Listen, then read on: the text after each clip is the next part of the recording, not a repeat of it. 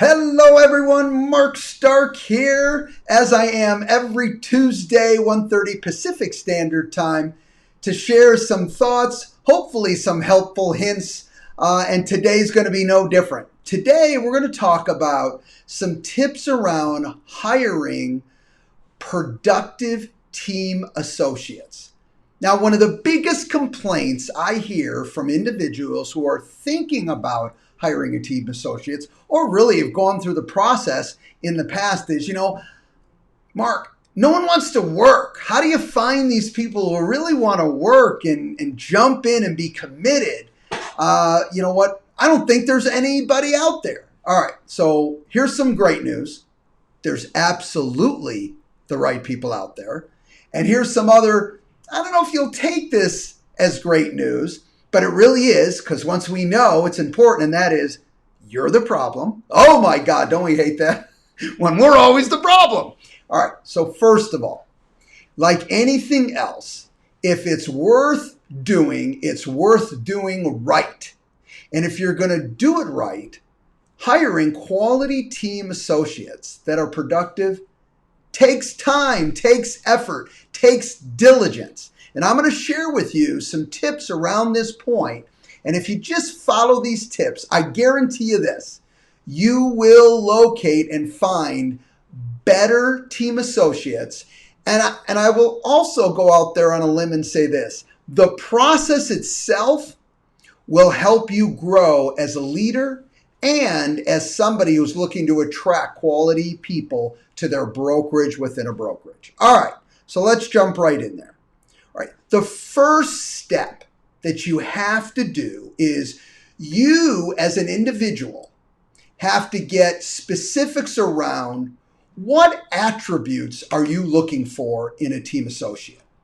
And that is not just general writing down a few points. That is getting clear with yourself on the character of the person, the productivity of the person, the commitment of the person, days, times, what you expect of that individual, everything. This is, Mark, in a perfect world, forget about the perfect person being out there. That's not what this first point is all about. This first point is helping you get clear on what you're looking for. And the more clear you are, the more the universe will help you attract that right person. But to be blunt, if you're not clear, no one else can be clear on what you're looking for. So you've got to get clear about it. It changes the questions that you ask. It changes your targets of where you're going. Okay, so that first step with specificity is, here is what I'm looking for. And if I found the perfect person, here's all the attributes that they would have. Now, okay, so you have that. You've got this, I don't know if they're out there, Mark, but I've got this perfect definition of what I'm looking for in a team associate. Same exercise you would do if you were looking for an assistant. You're really clear. What's step 2? All right, now I'm going to create a hit list. I'm going to take those attributes and I'm going to look for and say, you know what, where would some of those people be? Now, keep this in mind. If you got really clear on what you were looking for, that would include zip codes that people work in. Because you know what? I want people who are comfortable in this price range. I want people who know these particular markets. See, I told you, get specific. So once you get really specific, now you can do some research with the company's help, with your manager's help, all right, with yourself, maybe your title company you work with, whatever the case may be, is to say, this is the target of agents that I'm looking for. And because I took the time to get specifics around this, this is the areas, this is the world, this is the production level that I want them to be for even them to interview with me. All right. So now you've done all that homework and you go to the market and you come back and you have, and I'm making up a number, there are 25 sales executives. Out of the thousands in the market, there are 25 sales executives that fit your parameters. All right. That was step 2. You've got your target list. You've got your hit list. Okay. Step 3, why should they join you? What is your value proposition? All right. You're not just going out there to recruit them and say, I want them to be here. You, just like we have to do, what is your value proposition? Why should those individuals choose to work with you? What's the offering? You know what? I hate to put it this way, but to be blunt, what's in it for them? See, here's the other key. If you understand those individuals, then that will become clearer. So here's the way I would recommend you do it. You built your value proposition. You know, Mark, here's what I offer. And I have to tell you, it's a little bit different than what others offer, because this is what we do at my brokerage within a brokerage. All right. And I think it's amazing. I think it's exciting. I think it's fun. And I've built all that in to my value proposition of what it means to work with me and my group. Once you have that, I want you to tailor some questions around, okay, what that next step, which is still part of this step, is when you reach out to that hit list and you know your value proposition, what are all the questions you would want to ask them? And here's the kicker about questions. Let me help you out here. Do not ask yes or no questions. You don't want yes or no questions. You know how silly it is? Let me ask you, Mark, are you honest? Oh, I'm glad you asked. Yes, I am. Are you hardworking? Oh, another great question. Yes, I am. All right. Do you care about people? Oh my God. Yes, I do. All right. If you want silly answers to those questions, that's what you're going to get. What you want to do is ask questions that have them explain events that they've experienced. Let them explain their experiences to you, and then you can pick up on the nuances if it matches with what you're looking for.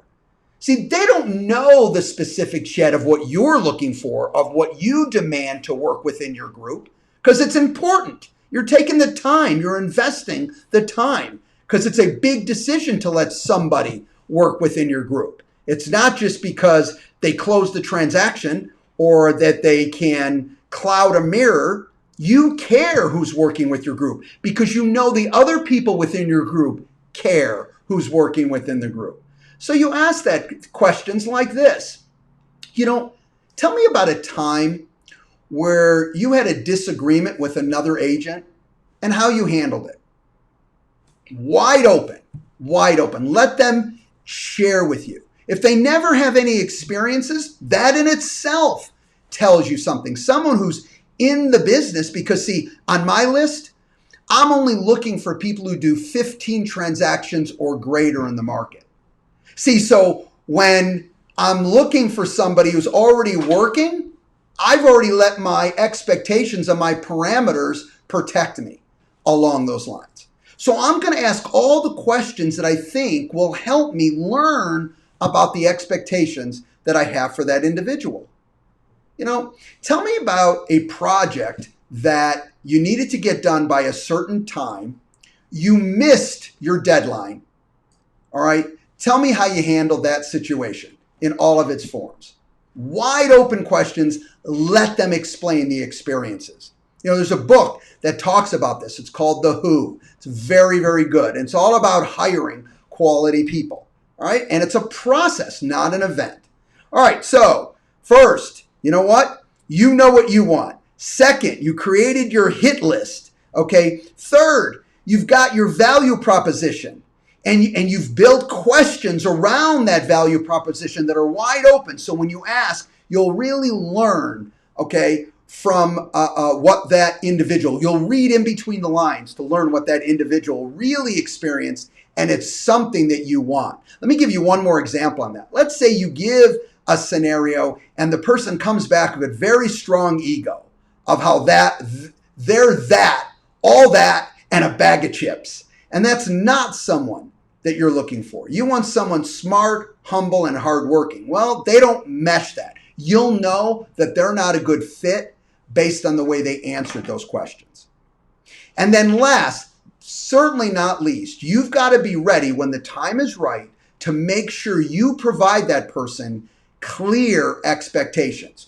You've got the expectations written down, but then at the right time, let's say you know there's somebody that you would definitely want and there's certainly interest on their side.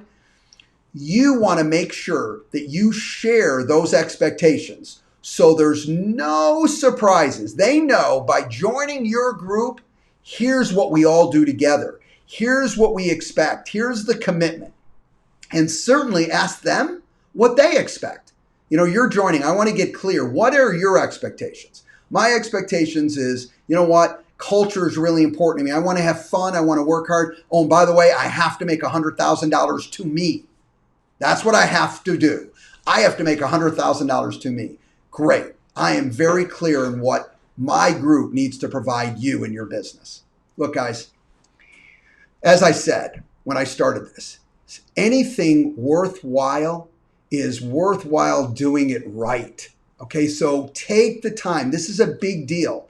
If you're frustrated because you've hired a lot of the wrong people, it's because you're not taking enough time, okay, to either understand what you're looking for, finding the people with the proper hit list, all right, really having them demonstrate who they are really and not just asking quick questions and hoping and pray that they're going to be a good fit. Just doesn't work that way.